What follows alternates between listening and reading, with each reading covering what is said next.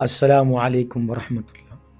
یہ واقعہ سنو، مزہ آ جائے گا انشاءاللہ، سن کر کے ایمان تازہ ہو جائے گا۔ وہ آپ سنتے ہیں نا کہ اللہ نے اپنے بندوں کو روزی پہنچانے کی ذمہ داری خود لے رکھی ہے، تو اللہ تعالیٰ روزی خود پہنچاتے ہیں اپنے آپ۔ اور کیسے اللہ تعالیٰ اپنے نیک بندوں کے لیے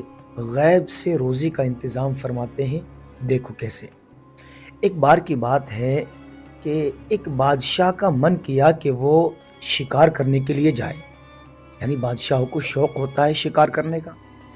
تو بادشاہ اپنے وزیروں کے ساتھ، اپنے سپاہیوں کے ساتھ شکار پر نکلا۔ جب راستے میں چلتے چلتے دوپہر ہو گئی تو بادشاہ کو بھوک لگی۔ بادشاہ نے کہا اپنے وزیروں سے کہ جاؤ بھائی، میرا کھانا لے کے آؤ، مجھے بھوک لگی ہوئی ہے۔ اب وزیر گئے اور بادشاہ کا تمام کھانا جو بھی بادشاہ کے کھانے کا تھا لے کے آئے، اور اس کے بعد بادشاہ کے سامنے لا کے رکھ دیا۔ تو جہاں اس میں اور بھی بہت ساری چیزیں کھانے کی تھی، تو ان میں ایک تھیلی تھی جس میں تھوڑا سا گوشت تھا، گوشت بھنا ہوا گوشت، جو وہ لے کر کے آئے تھے بادشاہ کی خوراک کے لیے، بادشاہ کے کھانے کے لیے۔ اب جیسے ہی بادشاہ نے اس تھیلی کو اپنے سامنے رکھا کھولنے کے لیے، تو جلدی سے ایک باز پرندہ، جسے آپ جانتے، جسے آپ باز کہتے ہیں، وہ جلدی سے آسمان سے آیا اور اس تھیلی کو چونچ میں پکڑی اور جلدی سے اٹھا کے اڑ گیا اسے۔ اب بادشاہ کو بڑی فکر ہوئی کہ مجھے تو بھوک لگی ہوئی تھی اور بنا گوشت کے تو میں کھانا کھاتا بھی نہیں، اب کیسے ہوگا؟ اس نے جلدی سے حکم دیا اپنے وزیروں کو اور اپنے سپاہیوں کو کہ جاؤ اور اس باز سے، اس پرندے سے میرا گوشت جلدی سے واپس لے کر کے آؤ، اور جب تک نہیں لے کر کے آؤ گے اس وقت تک میں کھانا نہیں کھاؤں گا۔ اور بادشاہ کے جو وزیر ہوتے ہیں، جو سپاہی ہوتے ہیں، بڑی فکر رکھتے ہیں بادشاہ کی۔ سارے سپاہی دوڑ پڑے بادشاہ کا گوشت واپس لانے کے لیے، دوڑ ہی رہے تھے، چلتے جا رہے تھے اس باز کے پیچھے۔ کیا دیکھتے ہیں کہ وہ باز ایک پہاڑ کی چوٹی پر جا کر بیٹھ گیا۔ سارے وزیر جو اس باز کا پیچھا کر رہے تھے وہ بھی، اور سپاہی بھی جلدی سے پہاڑ کے اوپر چڑھے، اور جیسے ہی پہاڑ کے اوپر چڑھے، باز کے پاس تک پہنچنے والے تھے، تو وہ باز جلدی سے اس تھیلی کو لے کے اڑا اور دوسری طرف پہاڑ کے نیچے جا کے بیٹھ گیا۔ تو یہ سارے کے سارے آدمی جلدی سے نیچے اترے دوسری طرف سے۔ جیسے نیچے اتر رہے تھے، جب بالکل تھوڑی سی دور رہ گئے نیچے اترنے سے، تو کیا دیکھتے ہیں کہ ایک آدمی پیڑ سے بندھا ہوا ہے، اس کو رسی سے کسی نے باندھ رکھا ہے، اور یہ باز اس تھیلی میں سے اپنی چونچ سے تھوڑا تھوڑا گوشت نکال کر کے اس کے منہ میں ڈال رہا ہے۔ جب یہ منظر سپاہیوں نے اور بادشاہ کے وزیروں نے دیکھا تو بڑے پریشان ہوئے، جلدی سے اس آدمی کے پاس گئے اور اس کو کھول دیا، اور اس سے پوچھا بھائی کیا بات ہے، تجھے یہاں کس نے باندھا ہے؟ اس بیابان جنگل میں یہاں تو کوئی آتا بھی نہیں، آخرکار ایسے ہوا کیسے؟ یہاں تجھے کون باندھ کے چلا گیا؟ تو اس نے اپنا سارا قصہ سنایا کہ میں اللہ کی رحمت کا امیدوار رہتا ہوں اور میں اللہ کی عبادت کرتا ہوں ہمیشہ،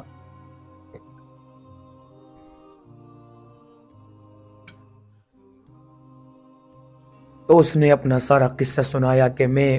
ایک تاجر ہوں اور میں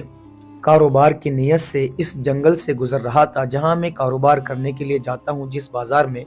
مجھے اسی جنگل سے گزرنا پڑتا ہے۔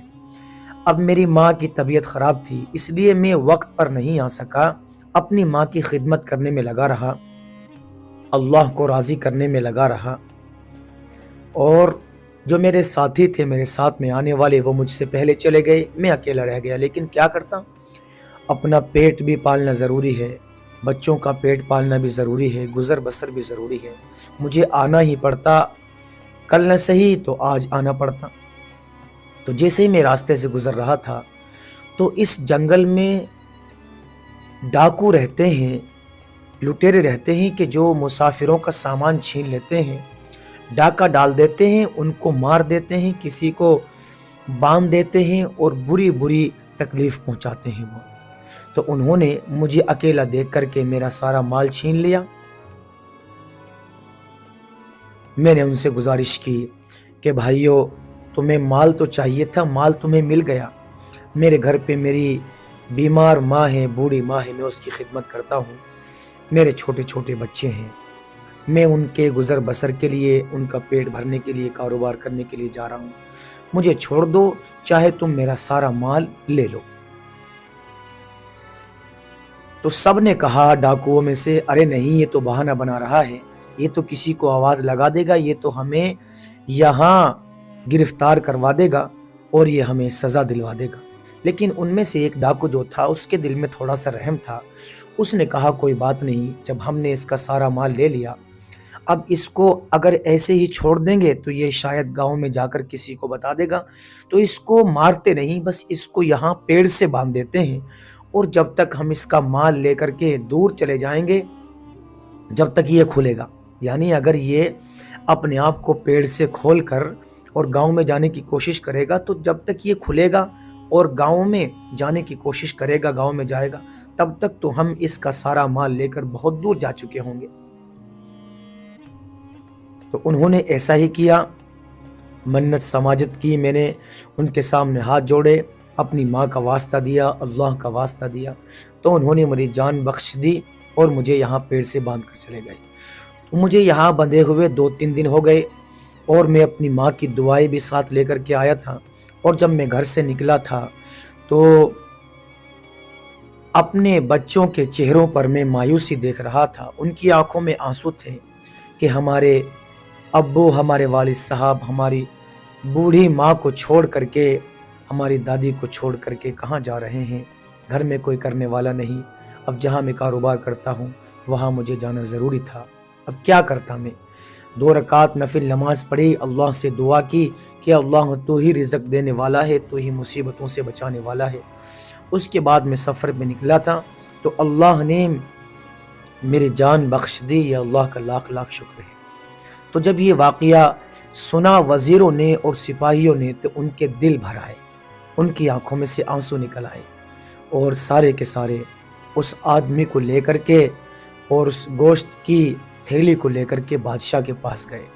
اور سارا قصہ، سارا واقعہ بادشاہ کو سنایا۔ بادشاہ سلامت، ایسی بات ہے، وہ جو باز آپ کا گوشت اٹھا کر کے یہاں سے گیا تھا، اڑ کر گیا تھا، اسے اللہ نے بھیجا تھا اس اپنے نیک بندے کی بھوک کا انتظام کرنے کے لیے۔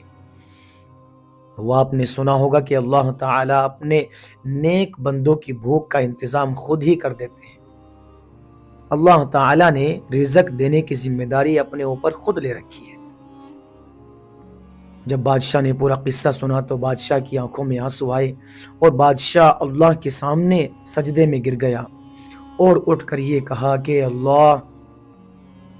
تیرا لاکھ لاکھ شکر ہے کہ یہ واقعہ میرے سامنے پیش آیا۔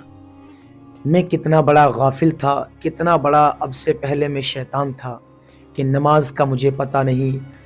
تیری عبادت کا مجھے پتہ نہیں تھا، تیرے نبی کی سنتوں کا مجھے پتہ نہیں تھا، بس میں اپنی دولت میں لگ کر، اپنی بادشاہت میں مصروف ہو کر کے